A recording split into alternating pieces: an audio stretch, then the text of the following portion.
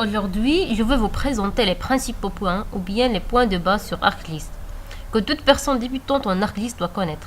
Précisément, je vais vous montrer comment afficher les attributs figurant dans la table attributaire d'un fichier de forme, comment modifier la symbologie et comment ajouter un nouveau champ à la table attributaire d'un fichier de forme et le calculer. Mais avant de commencer, si vous êtes intéressé par ce genre de vidéo et vous voulez que je fasse encore plus, n'hésitez pas de vous abonner à la chaîne afin de m'encourager et de cliquer sur le bouton like si vous avez aimé le contenu en laissant bien sûr un petit commentaire ou bien de cliquer sur le bouton dislike si vous avez senti que c'est une vidéo non ciblée, laissant aussi un commentaire justifiant ce que vous n'avez pas vraiment apprécié. Donc tout d'abord, ici on a un exemple en ArcList.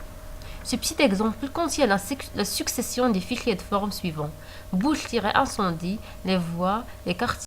On clique sur propriété, on clique sur étiquette, on modifie ce qu'on veut modifier, soit style, soit la couleur, soit la taille. Ici, on changera la couleur des noms en rouge, comme on peut aussi changer la taille, comme j'ai déjà dit, et le style aussi.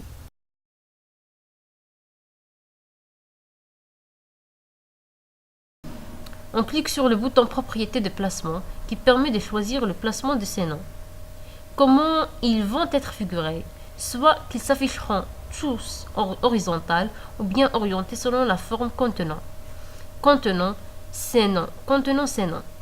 Ou bien le troisième choix, horizontal si possible, sinon orienté. Dans ce cas, on va choisir qu'ils seront orientés. Puis on clique sur OK.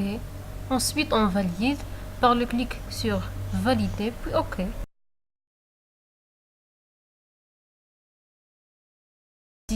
Donc ici, si on fait un zoom, on regarde que les noms sont orientés selon la forme du rectangle contenant. Comme vous le voyez ici pour l'école, commissariat et les autres aussi. Ensuite, le but de cette partie sera d'afficher la surface des bâtiments pour savoir la surface correspondante à chaque bâtiment. Donc, on choisit la deuxième méthode, celle de définir des classes d'entités et étiqueter chaque classe différente. Puis, on clique sur Ajouter et on choisit le champ Surface. La couleur aussi. Mais surtout, n'oubliez pas d'avoir coché sur Étiqueter les entités de cette couche. Et puis, on valide.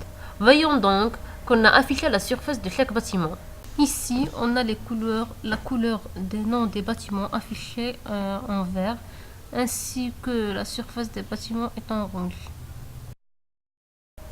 On changera la couleur des noms des bâtiments ainsi que leur placement. On va les afficher horizontalement en couleur noire. Comme vous le voyez, je vais choisir la couleur noire et je clique sur propriété de placement, choisir toujours cocher, toujours horizontal, puis cliquer sur OK. Ensuite, je valide. Au bout d'un dézoom, les noms restent toujours horizontaux, contrairement à ce qu'on a fait tout à l'heure. C'est-à-dire orienté. Et on a fini pour les principaux points pour les bâtiments. Allons-y, appliquons presque les mêmes choses pour les voies. Le but, c'est d'afficher les noms des voies, attribuer chaque voie son nom approprié. Donc, cliquons sur propriété, étiquette. On choisit l'étiquette qu'on veut afficher.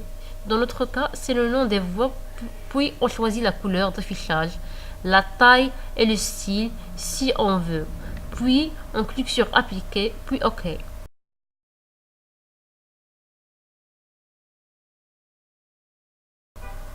Comme vous voyez, j'ai oublié de cocher sur Étiqueter les entités de cette couche. Attention d'oublier de ne pas cocher sur cette case.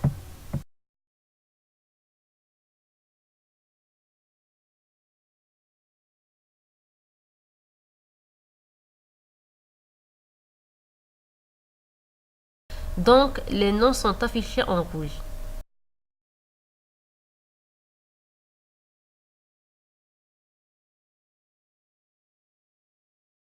Ici, on choisit le placement de ces noms, l'orientation et la position d'affichage de ces étiquettes.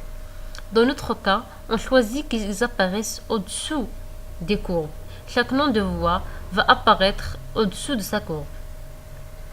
Puis on clique sur OK, ensuite on valide. C'est exactement ce que vous voyez ici. Si on fait un zoom, les noms des voies sont affichés au-dessous de leur courbe. Chaque nom de voie est affiché au-dessous de sa courbe.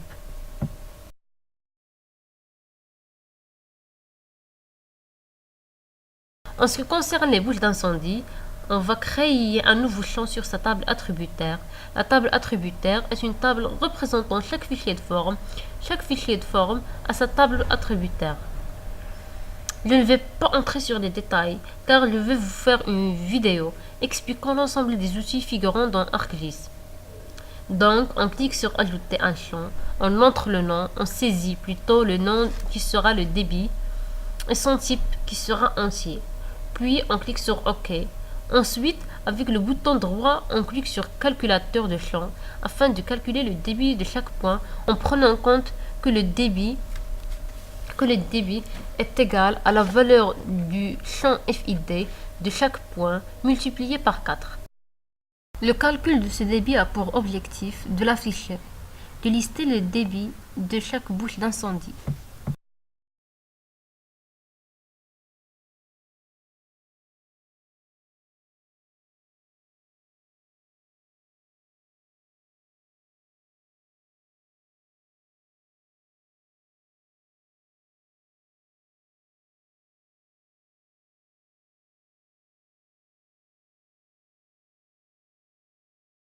Donc ici, les débits sont calculés et chaque bouche d'incendie a son propre débit.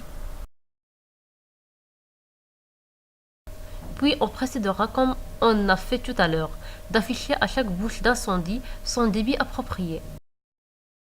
Alors on n'oublie pas de cocher sur la case étiqueter des entités, puis on choisit la couleur, on va choisir la couleur rouge, puis on valide.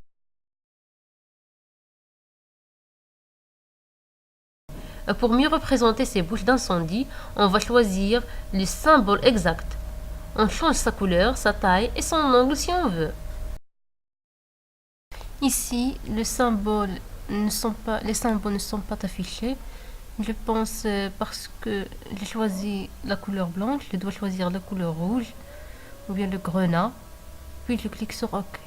Non, ils ne sont pas affichés. Donc, je vais agrandir la taille. On doit agrandir la taille.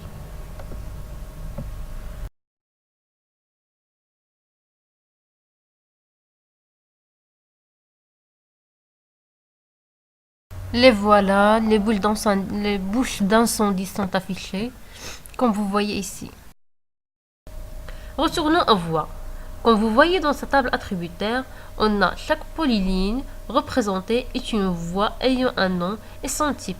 S'il s'agit d'un boulevard, d'une avenue, d'une route, etc.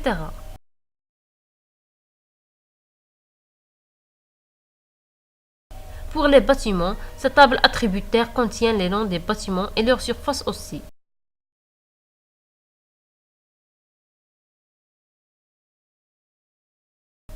Mais pour attribuer à chaque bâtiment une couleur spécifique, il suffit de cliquer droit sur Propriétés, Symbologie, puis on choisit Catégorie, Valeur unique. On clique sur Ajouter toutes les valeurs pour que tous les bâtiments qu'on a apparaissent et on choisit la combinaison de couleurs de telle sorte que chaque bâtiment ait une couleur spécifique et puis on clique sur Valider.